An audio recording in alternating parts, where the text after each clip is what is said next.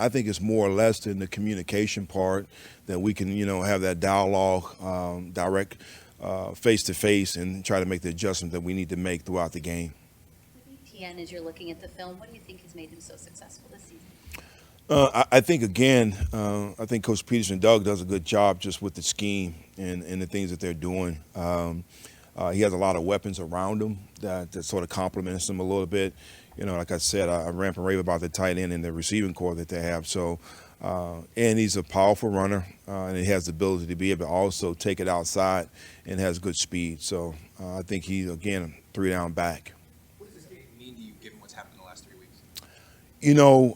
I try to stay out of the past. When I say that, the obvious is the obvious, But, dwelling on the past 3 weeks is not going to really change what we're trying to get done. And our focus has been, since we've been back, it's like, it's just, one at a time.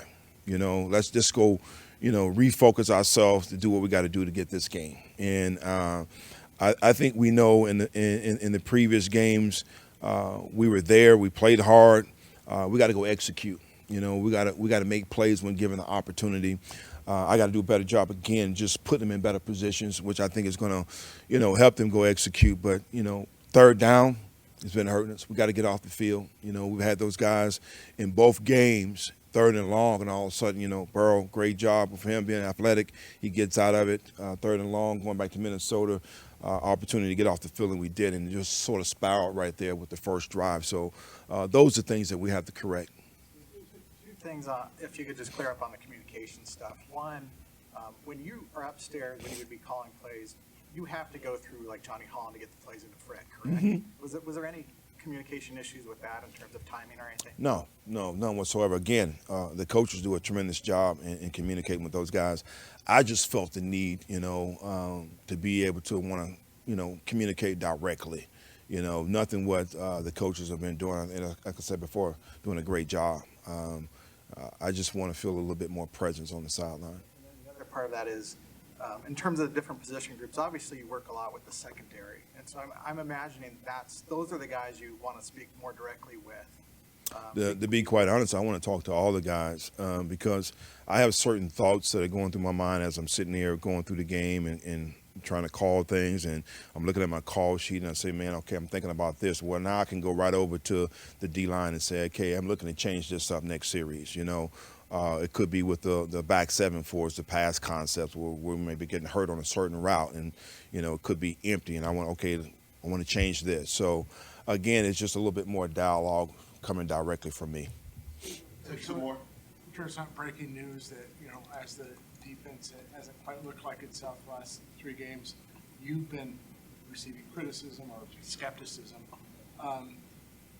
You've been doing this for a while. I'm sure this is not new to you.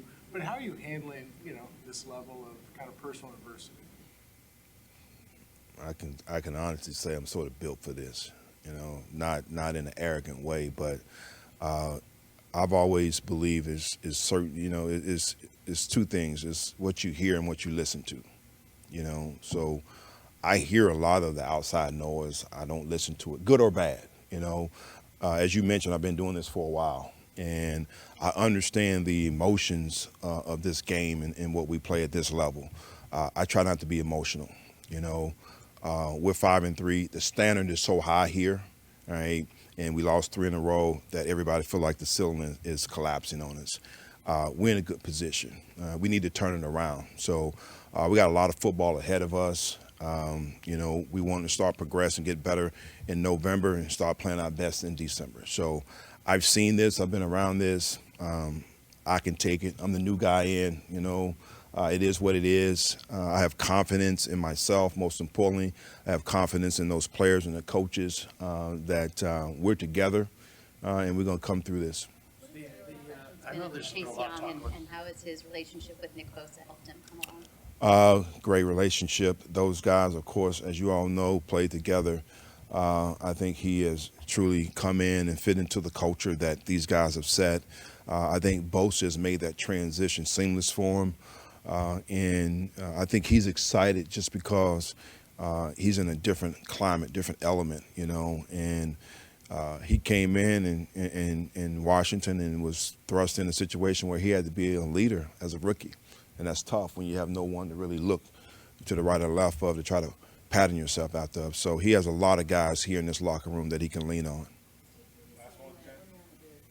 How are players able to communicate to you? Do they have to go to a coach, or are they able to directly communicate with you when you're up there? Well, there's a lot of times either I talk to them either on the phone or I have the coaches put the headsets on. So again, it's just a great opportunity for me to be able to look at certain things on the Surface, the iPad, and then I can go directly to that guy and say, okay, this is what I'm seeing, and then we can have that dialogue and communicate and talk. And, I like to also know how they're seeing things, in the flow and course of a game. So that's going to allow me to be able to call certain things differently according to how they see it as well. Appreciate you.